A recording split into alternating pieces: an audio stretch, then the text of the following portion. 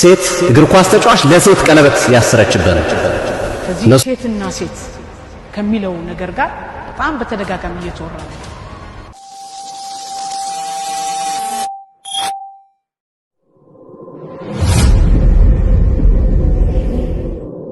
ሰላም እንደምን አላችሁ ክቡራትና ክቡራን የመርማሪው ሚዲያ ተከታታዮች ሁላችሁም በያላችሁበት ሰላማችሁ ይብዛ።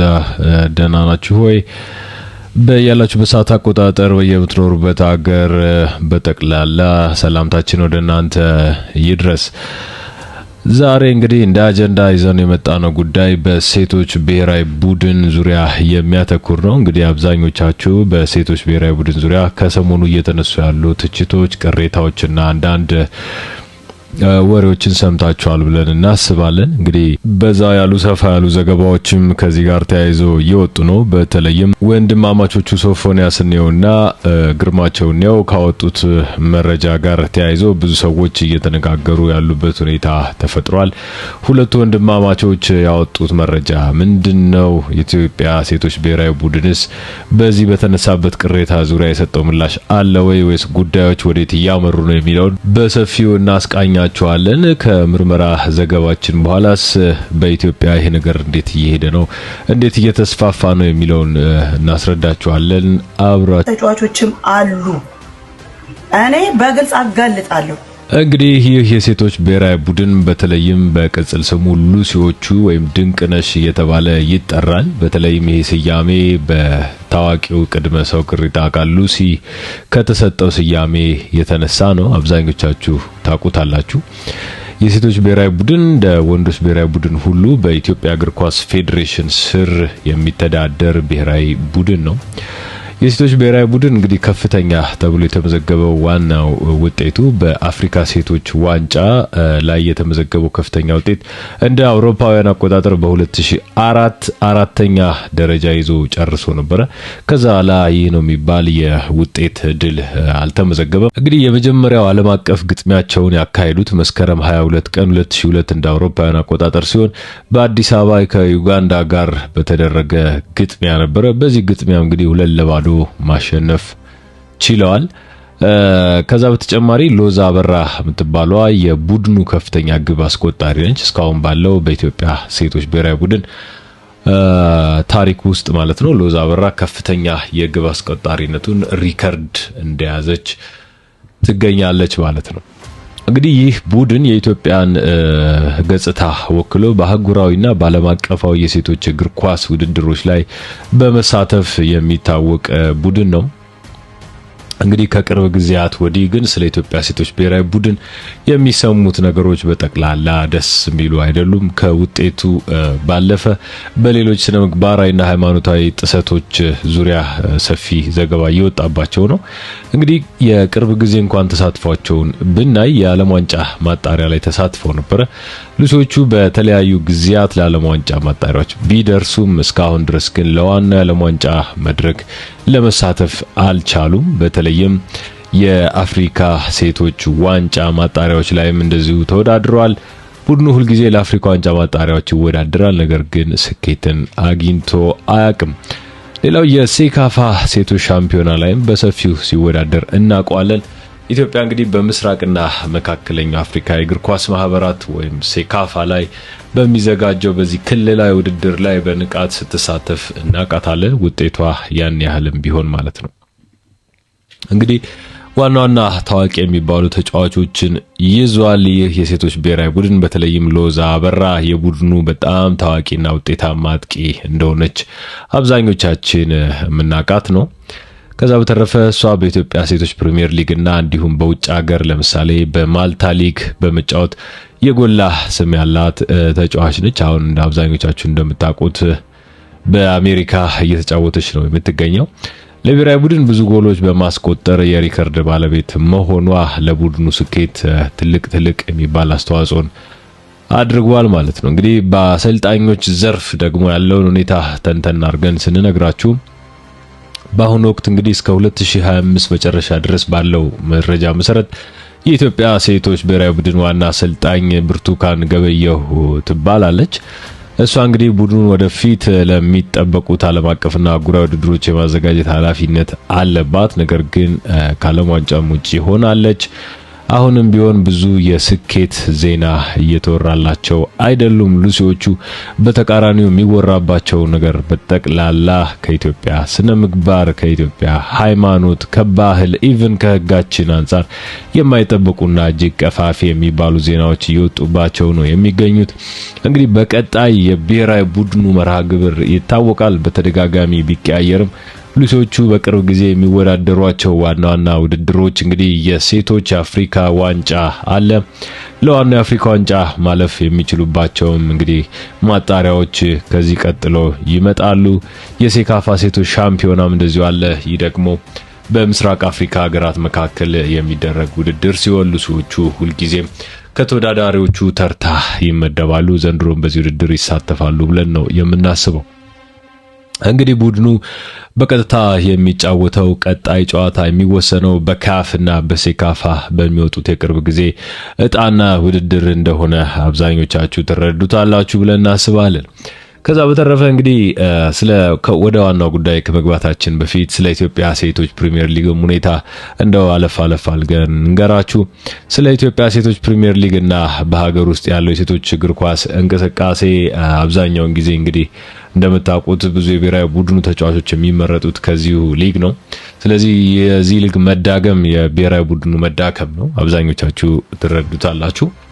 እንግዲህ የኢትዮጵያ ሴቶች ፕሪሚየር ሊግ በኢትዮጵያ እግር ኳስ ፌዴሬሽን ስር የሚካሄድ የሀገሪቱ ከፍተኛው የሴቶች እግር ኳስ ውድድር ነው።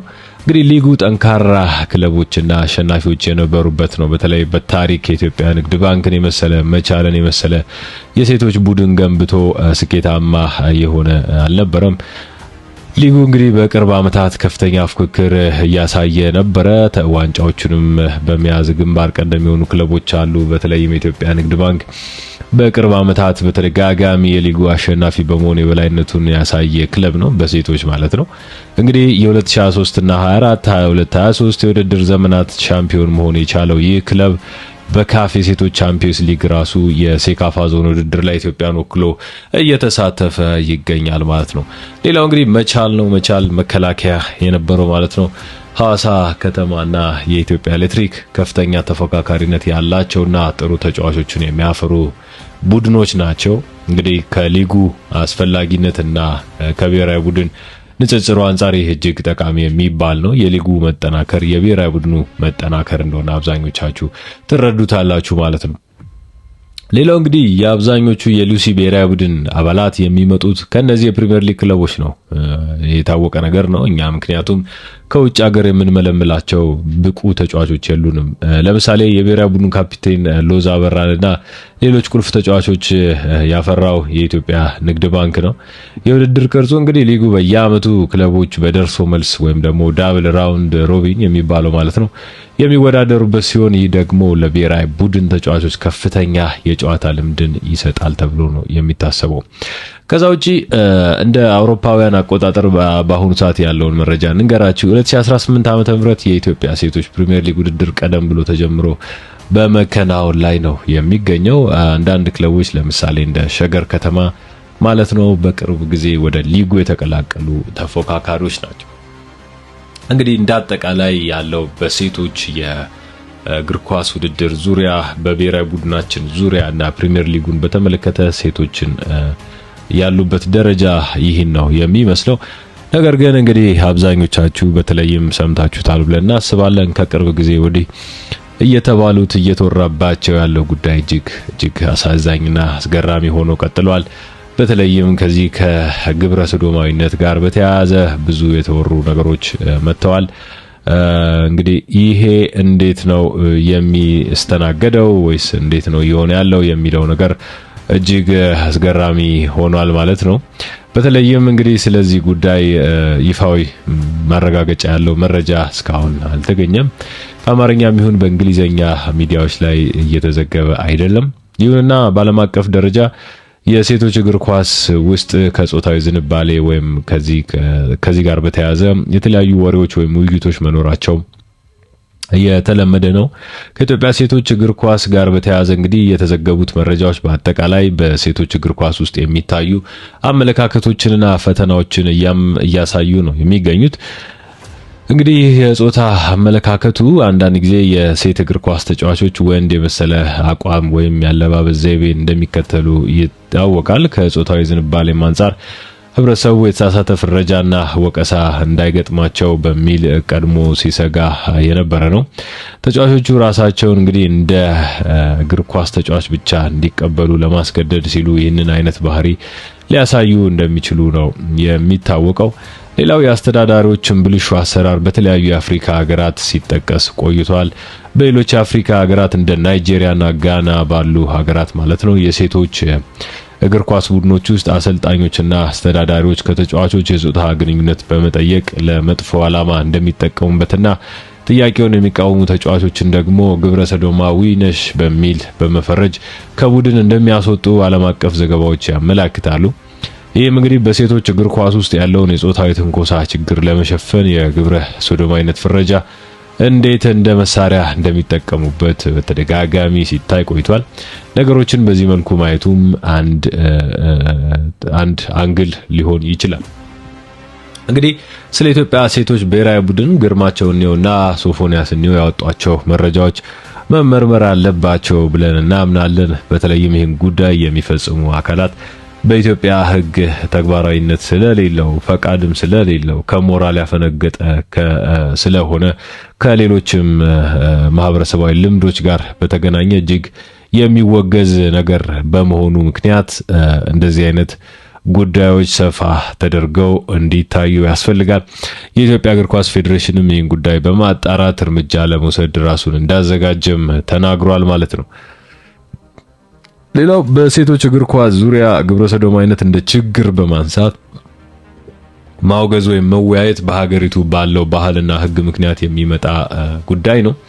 እንግዲህ በኢትዮጵያ እግር ኳስ ፌዴሬሽን ወይም በብሔራዊ ቡድኑ በኩል የወጡትን ማንኛውም አይነት ወሬዎች የሚያጣራ ወይም ይፋዊ መግለጫ የሰጠ አካል የለም። ነገር ግን እንደዚህ አይነት ነገሮች አሳሳቢ የሆኑ መጣል ብዙዎቻችሁ ብታዩቸው በተለይ በነ ግርማቸው እኔው መረጃ እንዳላቸውና እንደሚያወጡትም ተናግሯል። ይህ በእውነቱ ለሀገር የመቆርቆር ምልክት ነው ብለን እናስባለንና እንደዚህ አይነት ነገሮች በህግም በሞራልም በሌላው በኢትዮጵያ ሃይማኖትም የሚፈቀዱ አይደሉምና ማለት ነው። እንግዲህ የግብረ ሰዶማዊነት ድርጊቶችን የሚመለከቱት ዋና አንቀጽ አለው የኢትዮጵያ ህግ ማለት ነው።